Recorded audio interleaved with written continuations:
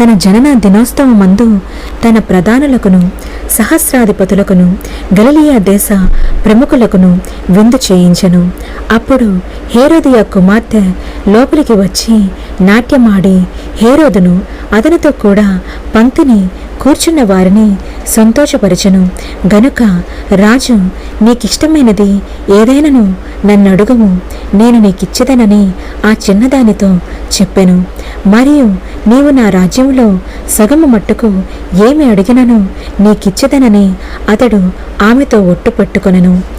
గనుక ఆమె వెళ్ళి నేనేమి అడిగేదనని తన తల్లిని అడుగగా ఆమె బాప్తిసమిచ్చు యోహాను తల అడుగమనెను. వెంటనే ఆమె త్వరగా రాజునొద్దకు వచ్చి బాప్తిసమిచ్చు యోహాను తల పల్లెములో పెట్టి ఇప్పుడే నాకప్పగింప గోరుచున్నానని చెప్పెను. రాజు బహుగా దుఃఖపడెను.